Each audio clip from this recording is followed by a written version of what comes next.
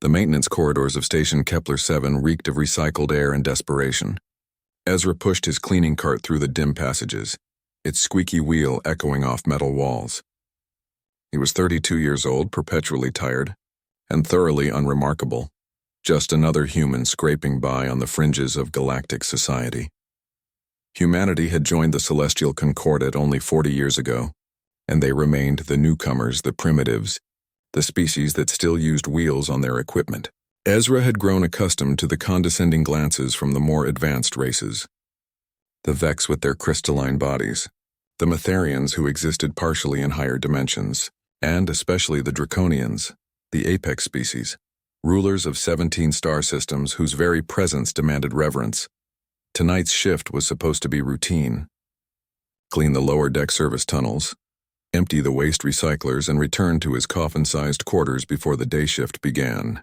But as Ezra rounded corner 7 Delta, his headlamp caught something that made his heart stop. A body. No, not just any body.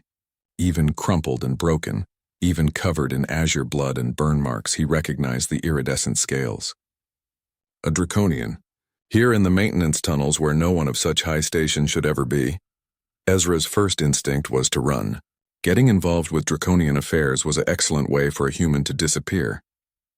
But then he saw her chest rise, barely, and heard a sound like grinding glass. She was breathing, against every survival instinct. Ezra knelt beside her. She was massive even in her humanoid form, easily 7 feet tall.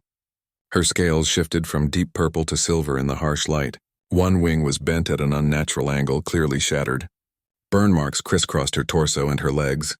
Her legs lay motionless, twisted wrong. "Can you hear me?" Ezra whispered. Her eyes snapped open, brilliant gold with vertical pupils. They fixed on him with an intensity that made him flinch. Her lips moved, but no sound emerged except that terrible grinding rasp. Ezra pulled out his comlink, finger hovering over the emergency beacon. But the Draconian's hand shot out with shocking speed, clamping around his wrist. Despite her injuries, her grip was iron. "No," she managed to croak. "No, authorities." "You're dying," Ezra said, though fear made his voice shake.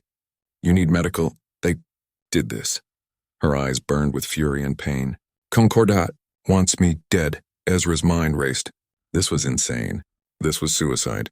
He should call security, let the proper authorities handle it, and forget he ever saw anything. But he looked at her again. Really looked. Beneath the species that had subjugated half the galaxy, beneath the scales and the power, he saw what he'd seen in his own mirror too many times. Someone abandoned, left to rot in the dark places where no one cared to look. "Okay," he heard himself say. "Okay, my quarters. Can you move at all?" She tried and failed, agony flashing across her alien features. Paralyzed from the waist down, Ezra realized. He looked at his cleaning cart, then back at her enormous frame. What followed was the most difficult physical challenge of Ezra's life. Draconians were dense, their bones reinforced with metallic compounds. It took 20 minutes of agonizing effort to maneuver her onto the cart's lower rack, covered with industrial tarps. Every moment Ezra expected security drones to round the corner and end this madness. His quarters were barely large enough for himself, let alone a 7-foot dragon woman.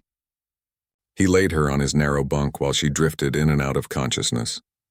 Using his limited first aid supplies and some improvised tools, Ezra cleaned her wounds as best he could. The burns were severe, plasma weapons probably. Her wing would need proper surgical intervention, and her legs. "Grace," she murmured suddenly. "What?" "My name, Grace." Her golden eyes found his. "You are brave, foolish, but brave. I'm Ezra, and I'm definitely foolish." He pressed a cooling pack against the worst burn. "Who did this to you? Why?" Grace's laugh was bitter. "You truly don't know? Look." She gestured weakly toward her neck. Ezra leaned closer, then froze.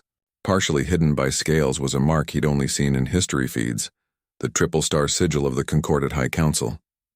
You're a counselor?" "Was," Grace said. "I discovered something about the Concordat, about what they're planning." She grabbed his arm again, desperate. "They're going to purge the frontier worlds. Billions will die, including Earth." Ezra's blood ran cold. "That's impossible." "The Concordat maintains peace. The Concordat maintains order," Grace corrected. "Your world is troublesome. Too independent, too human. They've done this before. Her eyes dimmed with exhaustion. I tried to stop it. Tried to warn others. Instead, she gestured at her broken body. Ezra sat back, his mind reeling. Earth. His sister lived on Earth with her 3 kids. His parents.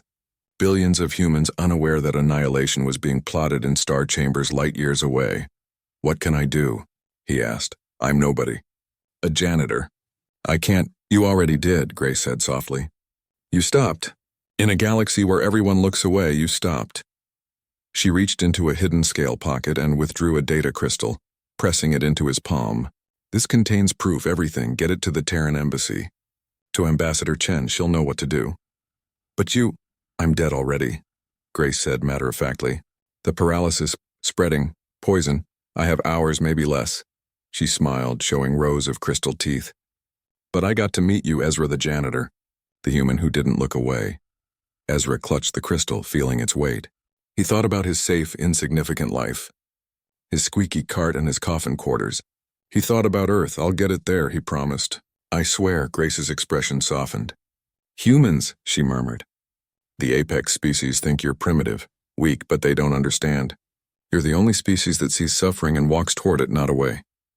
Her breathing grew shallower. That's your strength. That's why you'll survive.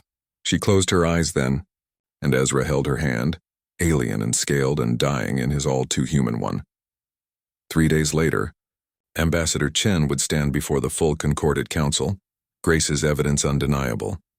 The planned purge would be exposed, stopped, and its architects arrested. The power structure of the galaxy would shift forever. But in that moment, in a janitor's cramped quarters in the bowels of a forgotten station, none of that mattered. In that moment, there was only Ezra who had stopped and Grace who had been seen. And perhaps in the end, that was the most human thing of all. The end.